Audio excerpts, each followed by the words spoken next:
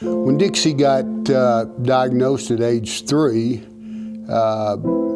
they sent us to an adult diabetes doctor, and I remember it this way. He talked to us with his hand on the doorknob, told me I had to go home, stick my daughter's finger 4 or 5 times, check her blood sugar, and then give her a proper dose of insulin.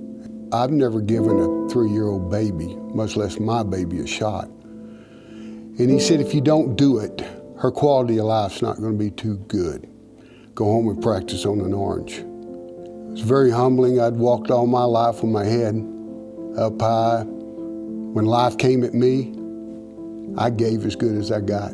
Didn't matter, but when life comes at your kids, that was a whole different deal.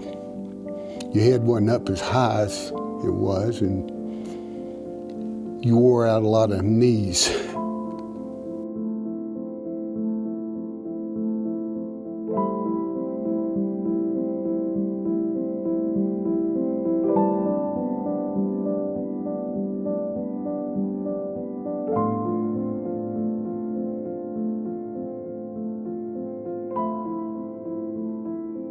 I came in when Dixie was diagnosed.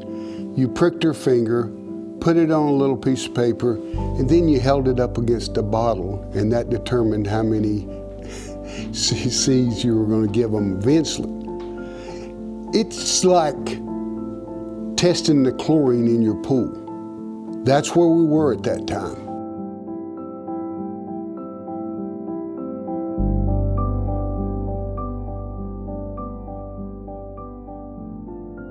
When I came into the picture and came into the girls' lives and Sam's life, Dixie had already been living with type 1 for 10 years.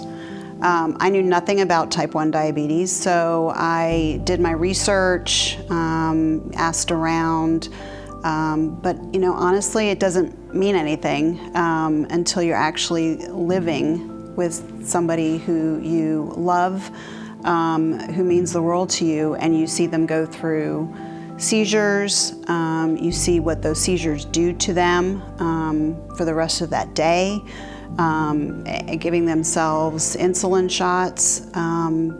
It's something that was surreal to me because I didn't, being a teenager is hard enough. I think the hard part was seeing that, Dixie used to have seizures when she'd get too low. And I remember helping her, have to drink orange juice in the middle of the night and stuff like that.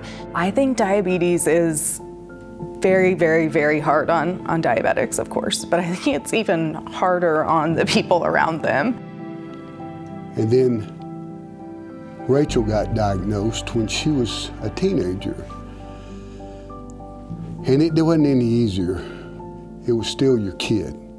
So I was 16 when I was diagnosed, so it was later in life, and they were like, you're gonna count your carbs, and that's how you'll do insulin shots. And I thought, well, then I'll just never eat a carb again. I don't wanna do shots, Dixie does that, so I'm just never gonna eat a carb again. And then quickly, as soon as we had one meal, I realized that's almost impossible.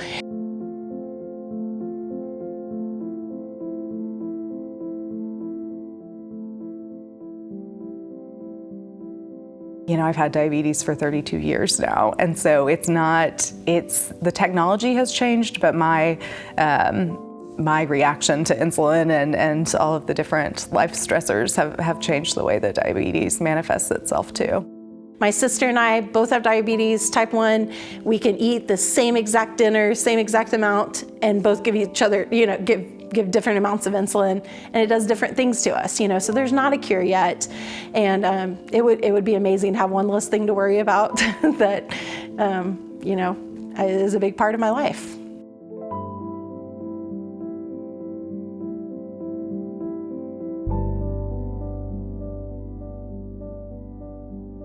Technology has been great, but it's still, as a dad, a cloud hanging over you about what happens to you with diabetes.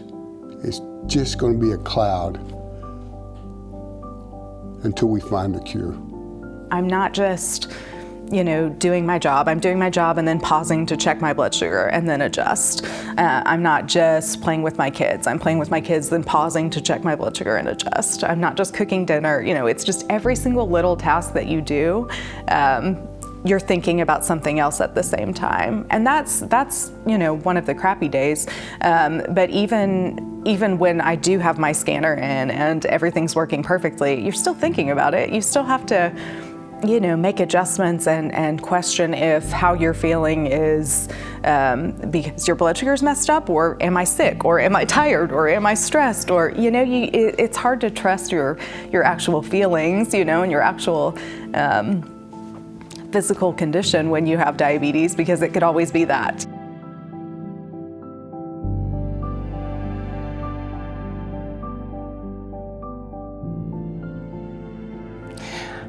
I think it would be amazing because then, selfishly, I would love to see my sister not have to deal with it.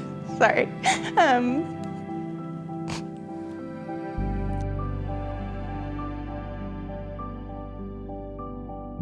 It'd be a miracle.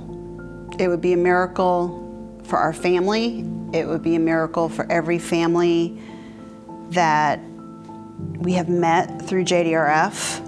It would be a miracle for everybody out there who hasn't developed type 1 but potentially could. A cure is a miracle. A cure would be everything.